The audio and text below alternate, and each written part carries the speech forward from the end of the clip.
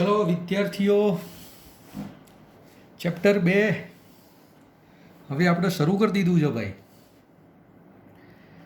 મિત્ર,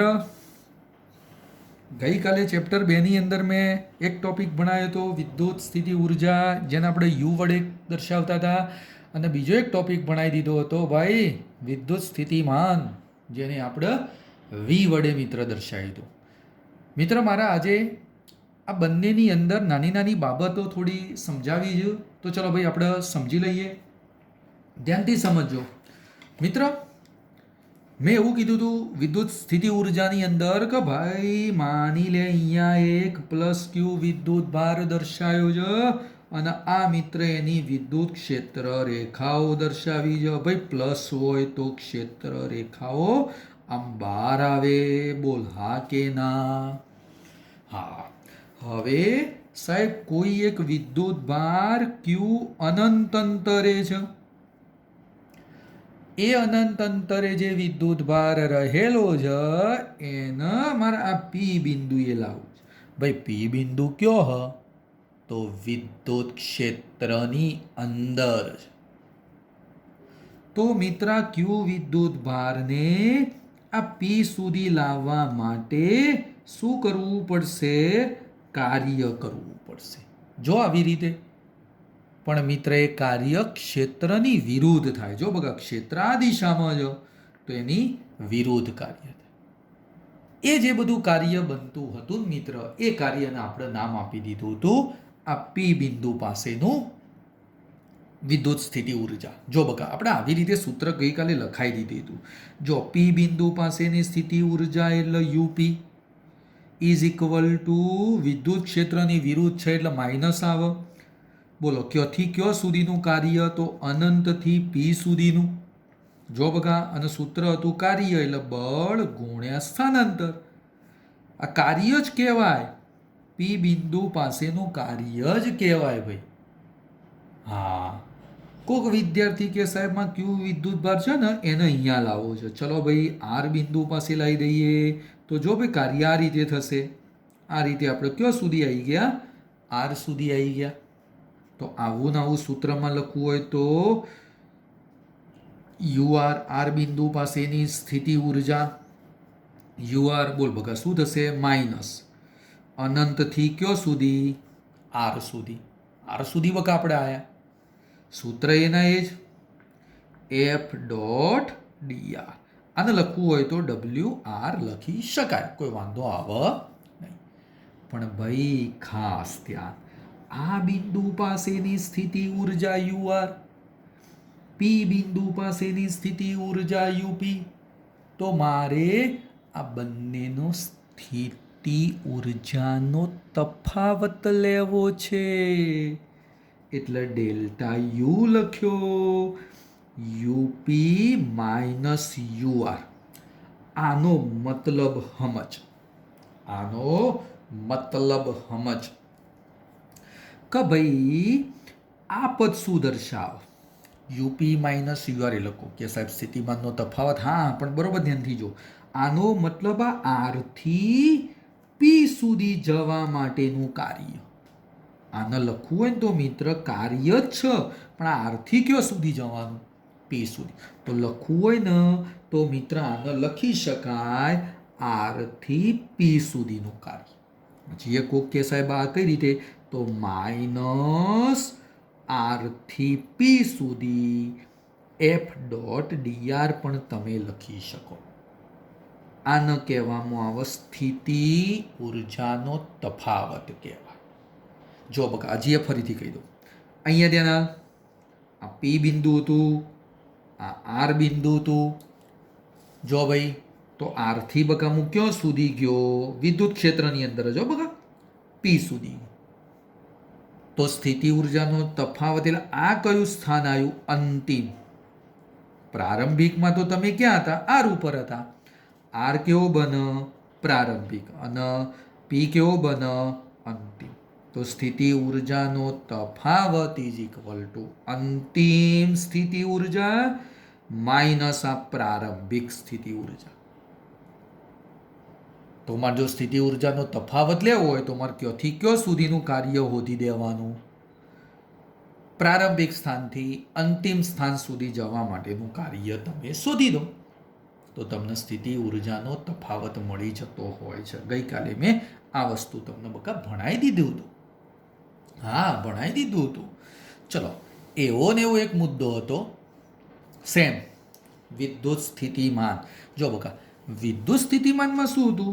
હા સાહેબ, એના એ જ ક્યુ, એવું ને એવું જ વિદ્યુત ક્ષેત્ર, કોઈ જુદું નહીં. આવું ને આવું જ વિદ્યુત ક્ષેત્ર સાહેબ. પી બિંદુ એના એ તો કોકે સાહેબ ફરક હું?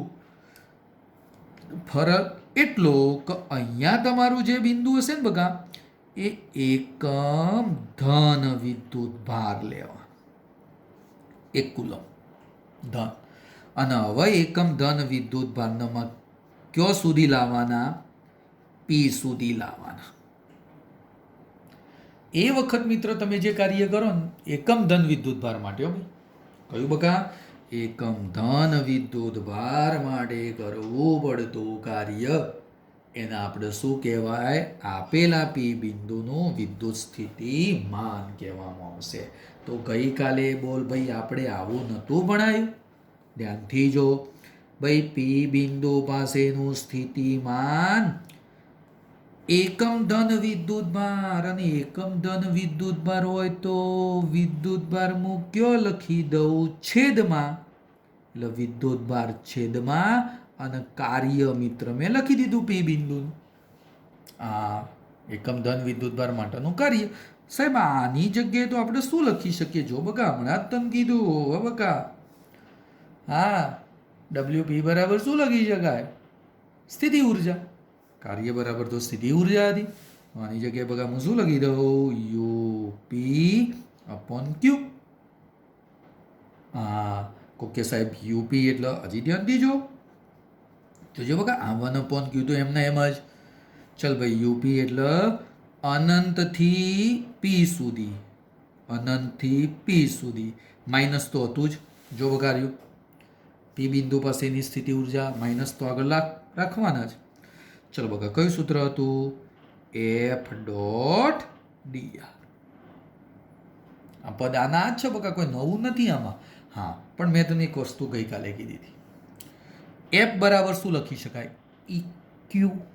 શું લખાય લે? EQ. ફરીથી બોલજે. F બરાબર EQ લખી દો. F બરાબર મિત્ર જો હું EQ લખું ને તો આ ક્યુ ઉપર આવે ને આ ક્યુ નીચે આવે, ઉડી જાય. શું થાય લે?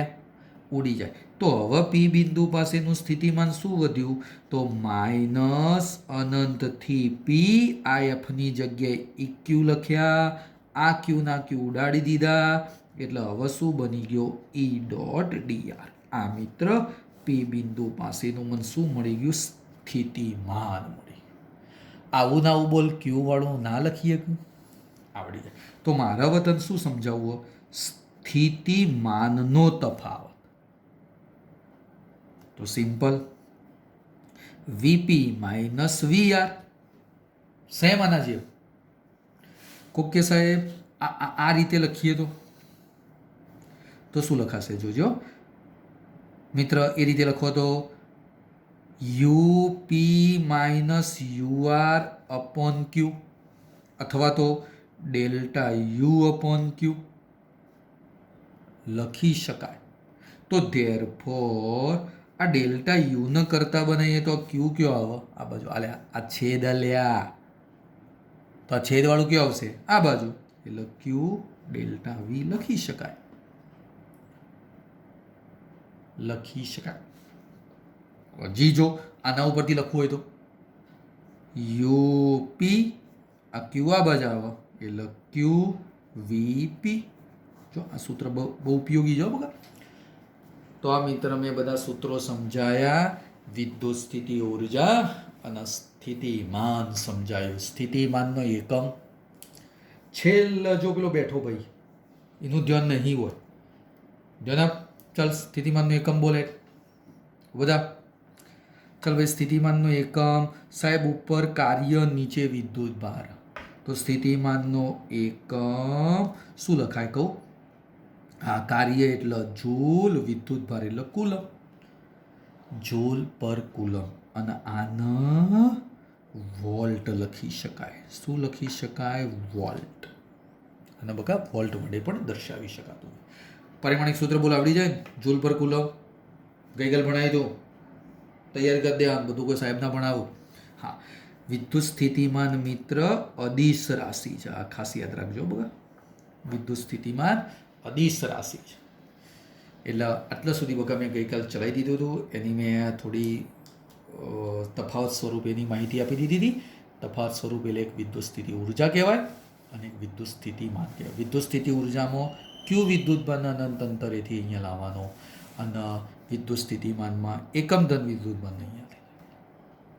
આ સૂત્ર ખાસ યાદ રાખો. આ બધી બાબત યુપી પી બિંદુ પાસે મારે સ્થિતિ ઉર્જા શોધવી હોય તો એ પી બિંદુ આગળનો જે વિદ્યુતભાર ક્યુ અને વિદ્યુત સ્થિતિમાન ગુણાકાર કરી દો, તમને મળી જતી હોય છે. એટલે એક બાબત મિત્ર બહુ અગત્યની હતી. પછી કાર્યની થોડી બાબત હતી. જો મિત્ર, કાર્યની બાબત એટલે જો અહીંયા મારે જી લખવું હોય ના લખી શકાય. ડેલ્ટા યુ બરાબર બકા શું હતું? જો WRP, તો અહીંયા લખી દો WRP. આ થોડા સૂત્રો યાદ રાખજો, બધા ઉપયોગી બનતા હોય છે. હા, ચલો મિત્ર, હવે અમારે આગળનો ટોપિક ભણાવવો છે. ઓ ભાઈ, આગળનો ટોપિક ભણાવવો છે બિંદુવત વિદ્યુત ભાર વડે મળતું વિદ્યુત સ્થિતિમાન.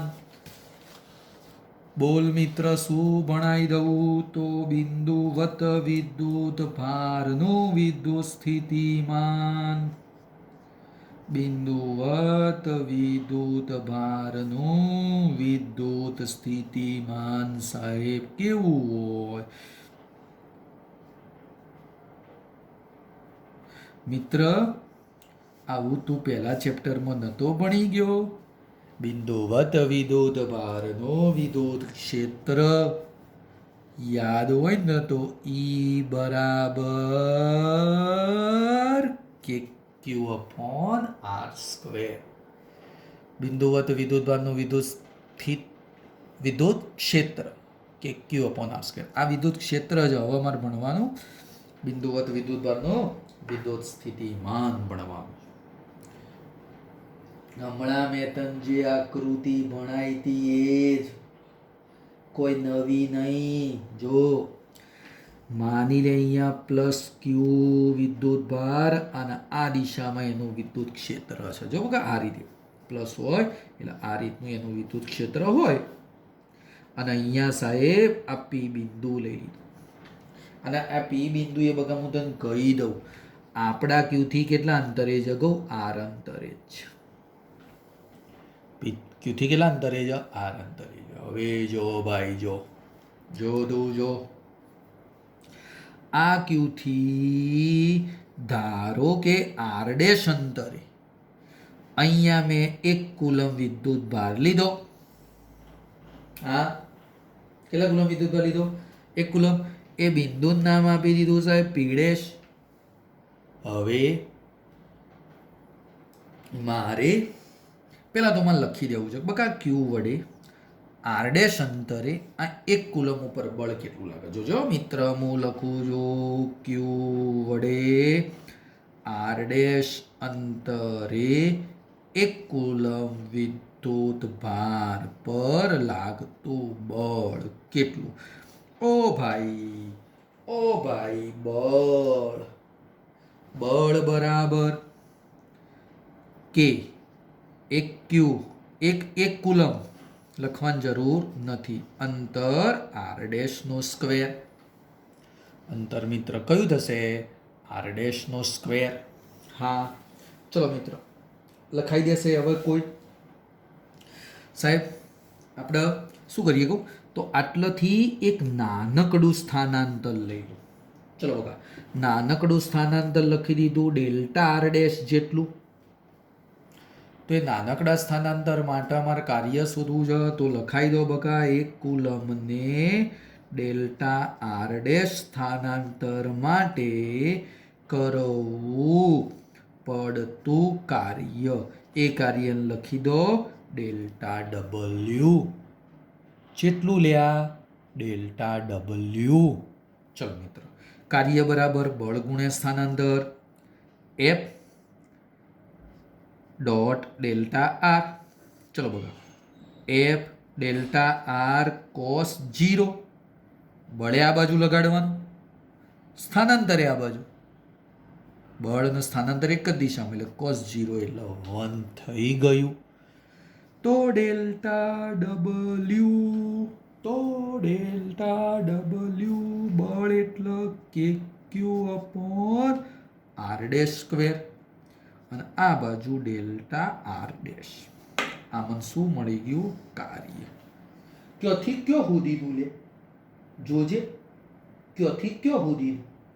તો સાહેબ આ કાર્ય ક્યોથી કયો સુધીનું, તો મિત્ર મને લખાય આટલાથી આટલા સુધી આ વિદ્યુતભારના આટલાથી આટલા સુધી લાવવાના. હા, પણ મિત્ર આપણે તો એવું તમને ભણાવી દીધું. કમર સ્થિતિમાન વધવું હોય ને તો પેલા વિદ્યુત ક્ષેત્રની વિરુદ્ધ કંઈક કાર્ય કરવું પડે. વિદ્યુત ક્ષેત્રની વિરુદ્ધ યાદ આવે છે? હા, તો સાહેબ કુલ કાર્ય કેટલું, ક્યોથી કયો સુધીનું? આ પી ડેશથી કયો સુધી? પી સુધી. આવી રીતે બકા વિદ્યુતભારના આપણે એકમ કુલમ વિદ્યુતભારને ક્યોથી કયો સુધી લાવવાનો?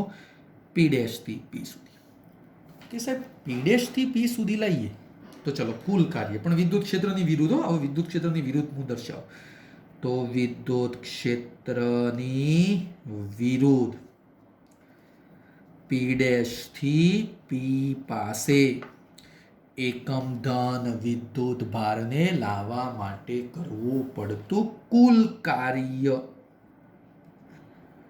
ચલો બકા કુલ કાર્ય ડબલ્યુ પી ડેશથી પી સુધી વિદ્યુત ક્ષેત્રની વિરુદ્ધ માઇનસ આવા નાના નાના કાર્યો વિદ્યુત ક્ષેત્રની વિરુદ્ધ આપણે કરીએ છીએ. એટલે આગળ બકા મેં એવું દીધું માઇનસ, અને એવા નાના નાના કાર્યોનો શું કરી દીધું? સંકલન કરી દીધું. ચલો ડેલ્ટા ડબલ્યુની કિંમતો મૂકો ભાઈ. ડેલ્ટા ડબલ્યુની કિંમતો મૂકી દો ભાઈ. હા, ચલો બકા ડેલ્ટા ડબલ્યુની કિંમતો મૂકી દઈએ તો શું થશે? લખાવો બકા, કુલ કાર્ય ડબલ્યુ માઇનસ પી ડેશથી પી. ચલો બકા ડેલ્ટા ડબલ્યુની કિંમત જો આ રહી હતી બકા, ડેલ્ટા ડબલ્યુની કિંમત મૂકી દો એટલે કે ક્યુ આર ડેશનો સ્ક્વેર ને આર્યુ પદ આવે. લખાવો કે ક્યુ આર ડેશ સ્ક્વેર, અને અહીંયા શું બની જાય? ડેલ્ટાની જગ્યાએ ડીઆર બની જશે. ડીઆર ડેશ મિત્ર બની જશે. સંકલન થઈ ગયું એટલે ચલો એમાં કે ક્યુ તો અચળ છે. પી ડેશથી પી 1 અપોન આર ડેશ સ્ક્વેર આ ડીઆર ડેશ. બકા 1 અપોન એક્સ સ્ક્વેરનું સંકલન આવું થાય. આવું 11મા ધોરણમાં તમને સંકલનમાં સમજાવી દીધેલું ડીએક્સની સાપેક્ષે. તો આનું સંકલન શું થાય? કહું બકા -1 અપોન એક્સ થાય. શું થશે? -1 અપોન. ચલો બકા, તો કે ક્યુ આનું સંકલન થઈ ગયું -1 અપોન આર ડેશ. હા, હવે લિમિટ સમજવાની, લિમિટ ખાસ સમજવાની. જો ભાઈ મિત્ર મને એમ કહો, આ પી ડેશ છે ને બકા, પી ડેશ એટલે આવી જો પી ડેશ એટલે આવી. આ એક કુલમ વિદ્યુત ભારના હું કેટલા અંતરે લઈ લો કહું? અનંત અંતરે. કેટલા કુલમ? આપણા વ્યાખ્યામાં શું હતું? અનંત અંતરે. અને આ પી, તો પી માટે અંતર કેટલું આખ્યુંથી? આર છે. તો ભાઈ ધ્યાન આલો, આ પી ડેશ માટે લિમિટ એટલે શું કહેવાય? અનંત અંતર. અને પી માટેની લિમિટ એટલે કેટલી કહેવામાં આવશે મિત્ર? આર અંતર. અંતરની વાત આપણે થાય છે. એટલા માટે મેં શું કરી દીધું? પી ડેશને આપણે કયો લઈ લીધું? અનંત અંતરે. અહીંયા લખવું એટલે લખી શકાય કે પી ડેશ અનંત અંતરે અને પી આર અંતરે છે. ચલો હવે લખાઈ દો. હવે તો આવી ગયો માઇનસ માઇનસ પ્લસ થઈ ગયું કે ક્યુ. ચલો બકા પહેલી અહીંયા કઈ લિમિટ આવે? આ માઇનસ આગળ આવી ગયો એટલે આ માઇનસ માઇનસ પ્લસ. આર ડેશની જગ્યાએ પહેલું કયું આવશે આર, તો 1/r માઇનસ 1/આ ઇન્ફિનિટી લોઅર લિમિટ પહેલી અપર આવી ગઈ માઇનસ 1/ઇન્ફિનિટી. અમુક વિદ્યાર્થીઓ ના ખબર પડી તો ફરીથી બોલું છું. આ માઇનસ પ્લસ થઈ ગયું આગળ, એટલે બધા માઇનસ તો જતા રહે. હવે upper limit 1/r minus lower limit 1/ઇન્ફિનિટી. 1/ઇન્ફિનિટી એટલે 0. 1/ઇન્ફિનિટી એટલે 0. આ તો 0 થઈ ગયું, તો વધ્યો 1/r. અને આ કાર્યને બકા આપણે શું કીધું હતું? એકમ ધન વિદ્યુતભારને અનંત અંતરેથી આપેલા બિંદુ સુધી લાવવા માટે કરવા પડતા કાર્યને આપણે શું બોલતા હતા? વિદ્યુત સ્થિતિમાન.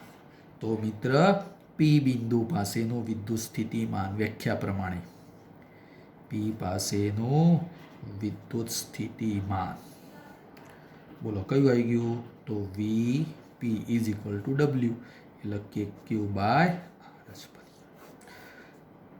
મોસ્ટ આઈએમપી સૂત્ર સ્થિતિમાન કે ક્યુ બાય આર. સ્થિતિમાન કે ક્યુ બાય આર મિત્ર પદ બનતું હોય છે. આર શું દર્શાવે બકા? અંતર દર્શાવે. ક્યુ એ આપણો વિદ્યુત ભાર. આકૃતિમાં જોઈ લો. આ ક્યુ વિદ્યુત ભારથી મારા આર અંતરે અહીંયા પી બિંદુ પાસે સ્થિતિમાન શોધવું છે. તો કે વિદ્યુત ભાર ક્યુ અને અંતર કયું? આર. આ રીતે મિત્ર વિદ્યુત સ્થિતિમાન. જો એક એક્ઝામ્પલ કહું. કોઈ વિદ્યાર્થી કહે સાહેબ માની લો ચોરસ છે, બધા ઉપર મિત્ર મેં ક્યુ વિદ્યુત ભાર મૂકી દીધો. તો કોઈ કહેશે સાહેબ સેન્ટર આગળ વિદ્યુત ક્ષેત્ર અને વિદ્યુત સ્થિતિમાન શોધવું છે. માની લો બાજુનું માપ એ છે, તો મિત્ર વિદ્યુત ક્ષેત્ર ઇઝ ઇક્વલ ટુ 0 બને. કેમ? વિદ્યુત ક્ષેત્ર સદિશ રાશિ છે એટલે કે આ ક્યુ વડે વિદ્યુત ક્ષેત્ર આ દિશામાં આવે, તો આ ક્યુ વડે વિદ્યુત ક્ષેત્ર આ દિશામાં આવે. વિરુદ્ધ દિશા નાશ થઈ જાય. ભણાવ્યું તું આગળ આવું. પરંતુ વિદ્યુત સ્થિતિમાન ઇઝ નોટ ઇક્વલ 0 બને. કારણ કે આવું દિશા જેવું અહીંયા આવે જ નહીં. આ ક્યુનું સ્થિતિમાન અને આ ક્યુનું એ સ્થિતિમાન, બે સ્થિતિમાન ત્યાં સરવાળો થઈ જાય. દિશા જેવું હોય નહીં. કેમ? વિદ્યુત સ્થિતિમાન અદિશ રાશિ છે એટલે. પાછું આ બાજુ આ સ્થિતિમાન એટલે આના કારણે સ્થિતિમાન, આના કારણે સ્થિતિમાન. તો ટોટલ અહીંયા સ્થિતિમાન કેટલાના કારણે મળે? 4ના કારણે. કેટલાના કારણે મળે? 4ના કારણે. લખવું તો લખી શકાય. સ્થિતિમાન 4ના કારણે કે ક્યુ અંતર આર. આર એટલે બકા આટલાથી આટલું અંતર શોધવું પડે આ બધું અંતર. પણ ટૂંકમાં આવી પરિસ્થિતિ હોય તો વિદ્યુત ક્ષેત્ર 0 બની જાય, પણ વિદ્યુત સ્થિતિમાન 0 ના પણ બને. કારણ કે આ કેવી રાશિ બનતી હતી? સદિશ. સામસામેની દિશાઓ આવતી હતી. આમ સામસામે એટલે કેન્સલ થઈ જતું. આ તો અદિશ રાશિ છે, દિશાઓ આવે જ નહીં. એટલે જ્યારેનું સ્થિતિમાનનો અહીંયા શું થાય? સરવાળો થઈ જાય. ઓકે.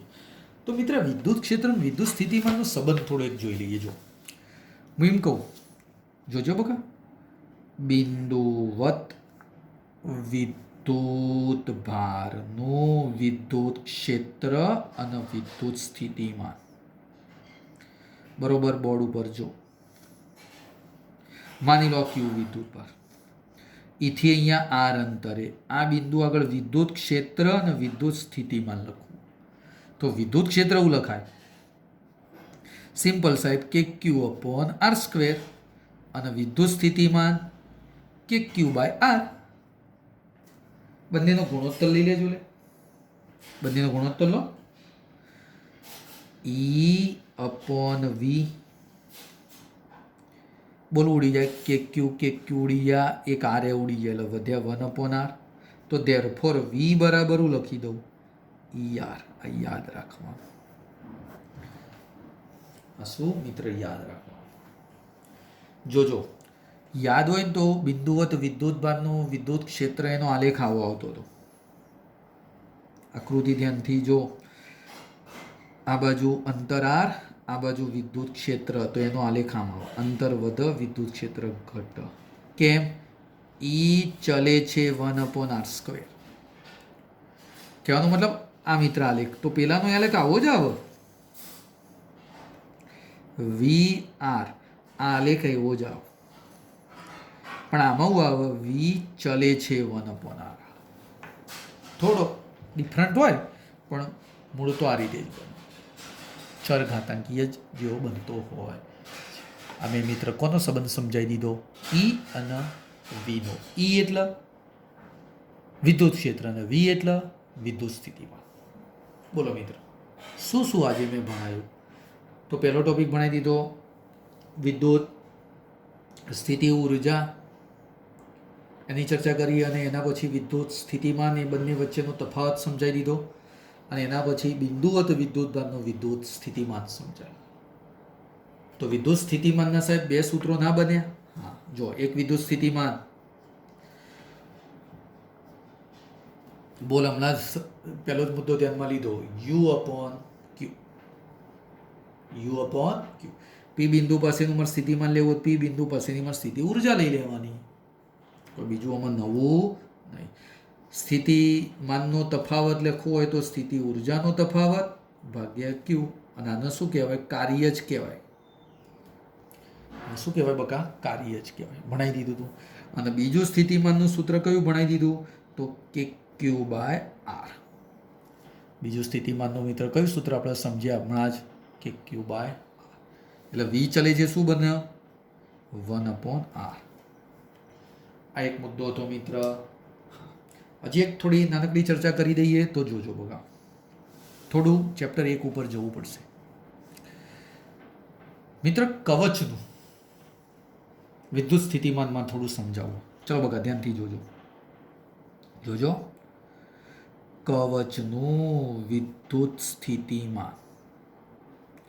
કવચ એટલે ખબર? વિદ્યુત ભારિત કવચ. આપણે આ વિદ્યુત ભારિત હો બકા,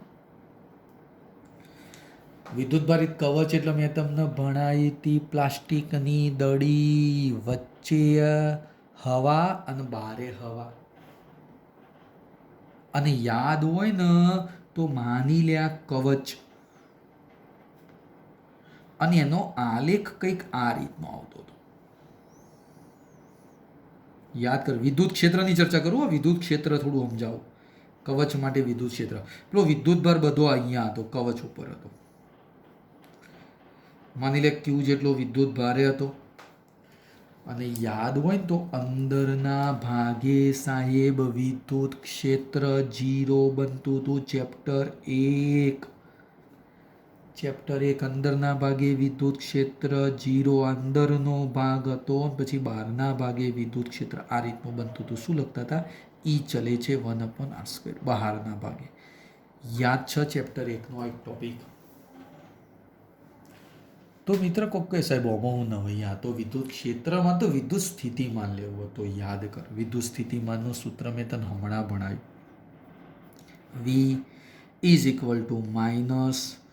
અનંતથી P E.dr. ઓકે સાહેબ, આવું જો સૂત્ર ભણાયું. જો તને બતાવી દઉં હમણાં જ આગળ ભણાયું બધું સાહેબ અમને જો આવ્યું.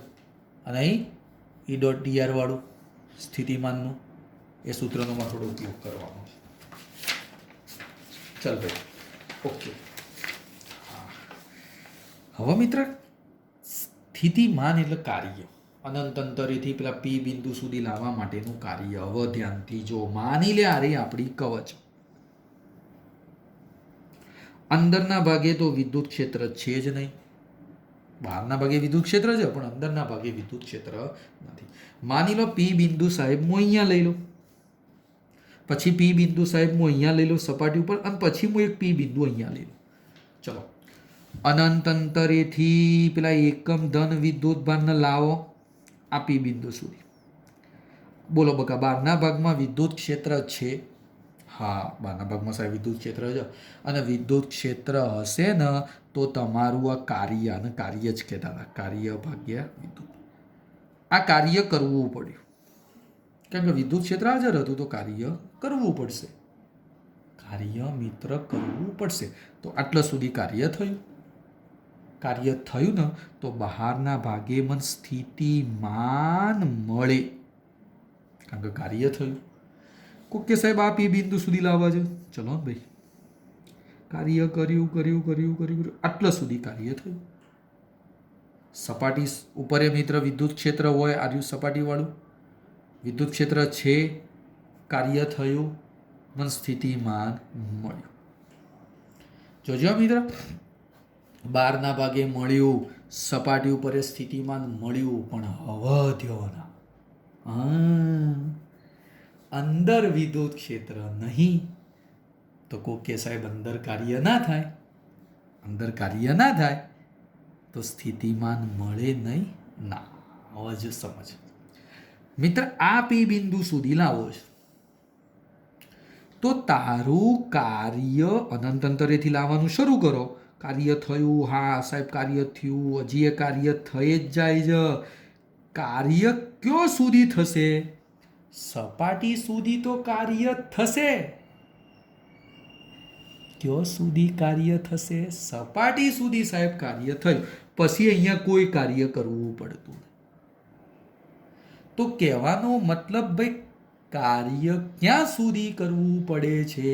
સપાટી સુધી. અને જે સપાટી સુધી કાર્ય કરશો ને એના આપણે શું કહી દેવાનું સ્થિતિમાન? તો આ પી બિંદુ પાસેનું સ્થિતિમાન એટલે સપાટી સુધીનું કાર્ય, સપાટી સુધીનું સ્થિતિમાન. કોકે સાહેબ આ પી બિંદુ સુધી લાવો હતું તો એ કાર્ય તો ક્યાં સુધી થવાનું છે?